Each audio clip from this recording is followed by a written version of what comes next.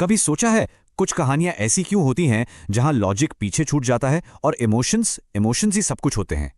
आज हम कहानी कहने की इसी कला को समझेंगे जिसे मेलोड्रामा कहते हैं, जहां आंसू, हंसी और ड्रामा ही असली हीरो होते हैं।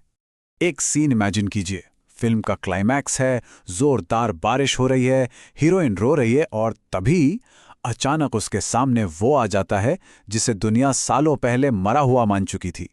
बैकग्राउंड में धीमे धीमे वायलिन बजना शुरू होता है, कैमरा जूम इन करता है और कट।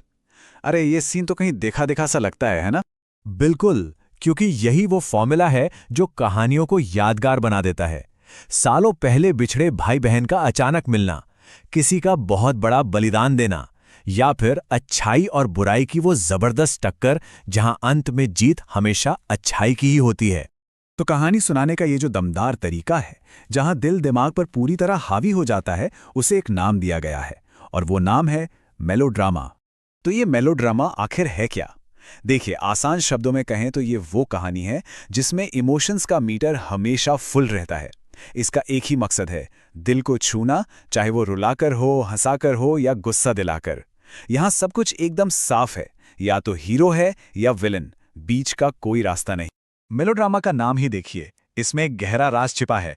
ये शब्द ग्रीक के मेलोस, जिसका मतलब है संगीत, और ड्रामा यानी नाटक से मिलकर बना है।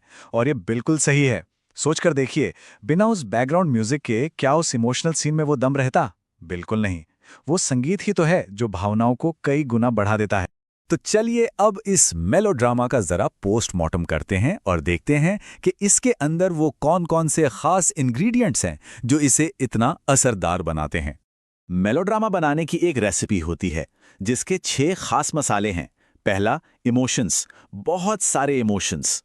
दूसरा, सब कुछ ब्लैक एंड व्हाइट, हीरो मतलब एकदम दूध का धुला और विलेन मतलब शैतान। तीसरा, किस्मत के खेल और चमत्कार, मतलब कुछ भी हो सकता है। चौथा, कहानी बिल्कुल सीधी साधी। पांचवा, ये दिमाग पर नहीं सीधा दिल पर असर करती है। और छठा और सबसे जरूरी, अंत में न्याय की ही जीत होती है। लेकिन एक मिनट, क्या हर दुख भरी कहानी मेलोड्रामा होती है? नहीं, बिल्कुल नहीं।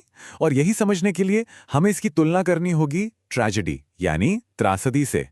देखिए, मेलोड्रामा में इमोशन ड्राइवर सीट पर होता है, जबकि ट्रेजेडी में कैरेक्टर और उसके फैसले। मेलोड्रामा का हीरो बेचारा होता है, हालातों का मारा, लेकिन ट्रेजेडी का हीरो अपनी ही किसी गलती, किसी कमी की वजह से गिरता है। और हाँ, सबसे बड़ा फर्क, मेलोड्रामा में उम्मीद की एक खिड़की हमेशा खुली रहती है, पर ट्रेजेडी का अंत अक्सर एक बंद दरवाजे जैसा होता है, दुखद। तो फिर सवाल ये उठता है कि कहानीकार मेलोड्रामा का इस्तेमाल करते ही क्यों हैं? मतलब आखिर इसका मकसद क्या है? इसका मकसद बड़ा सीधा सा है। पहला, हमें किरदारों के दुख दर्द से ऐसे जोड़ना कि उनका दुख अपना लगने लगे। दूसरा, ये यकीन दिलाना कि दुनिया में चाहे जो हो जाए, अंत में अच्छा ही होता है। और तीसरा, कहानी के आखिर में वो जो एक सुकून मिलता है ना, जैसे दिल का कोई बोझ हल्का हो गया हो, बस वही एहसास देना।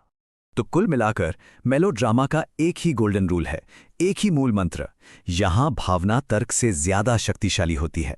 तो अगली बार जब कोई फिल्म या शो देखें तो जरा इन मसालों को पहचानने की कोशिश कीजिएगा।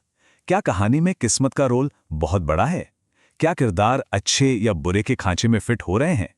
और सबसे बड़ा सवाल, क्या वहां भी भावना लॉजिक पर जीत रही है? और अगर हां, तो शायद हम सबको अपनी जिंदगी में थोड़े मेलोड्रामा की जरूरत पड़